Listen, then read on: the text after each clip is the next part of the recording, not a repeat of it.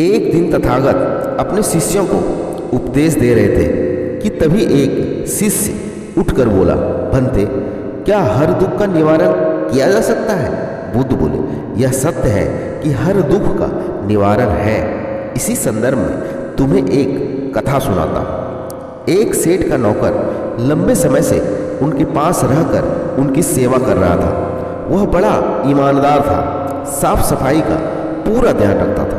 इसीलिए सेठ जी उससे बहुत प्रसन्न रहते थे। एक दिन शाम को जब सेठ जी घर आए तो देखा कि उनकी पुरानी दीवार घड़ी टूटी पड़ी हुई है। उन्होंने नौकर को बुलाकर पूछा, यह घड़ी कैसे टूट गई? नौकर ने कहा, मालिक, मैं सफाई कर रहा था कि घड़ी हाथ से छूट गई और टूट गई। गलती मेरी है, आप मुझे क्षमा करें। सेठ तेज आवाज में बोले, क्षमा मांगने से क्या होता है? घड़ी बरसों से कमरे में लगी थी, कमरे की शोभा थी और तुम्हें पता ही है यह मुझे कितनी प्रिय थी। डांटने के अलावा सेठ जी और कर भी क्या सकते थे? बहुत भरोसे का जो नौकर था। रात को सेठ जी को नींद आ गई। बार बार घड़ी टूटने की बात मन में उठ जाती थी।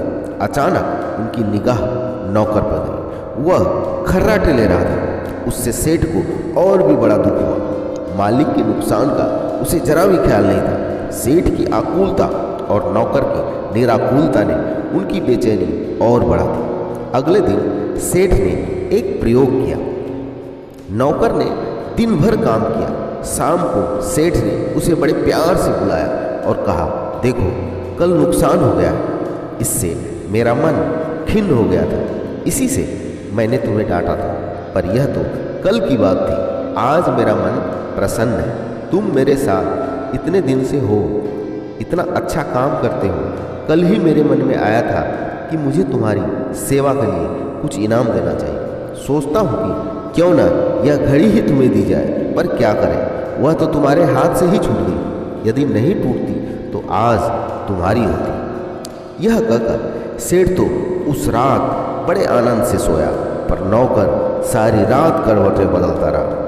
बार बार उसके मन में एक ही बात आती रही कि अगर घड़ी नहीं टूटती तो वह मुझे मिल जाती। कथा सुनाकर बुद्ध बोले, अब शायद तुम समझ ही चुके होगे कि लोभ ही दुख का सबसे बड़ा कारण होता है। इसे त्याग कर ही हर दुख से मुक्ति पाई जा सकती है। दोस्तों, इस कहानी में आपने देखा कि घड़ी टूटने के पश्चात सेठ के डांट खाने के बावजूद भी नौकर उस दिन खर्राटे मारकर सो रहा था।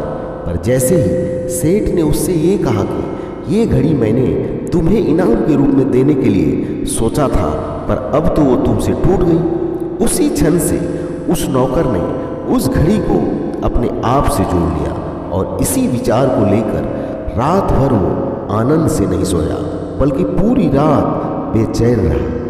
पर ठीक इसके विपरीत उस दिन सेठ बड़ा आनंद से सोया।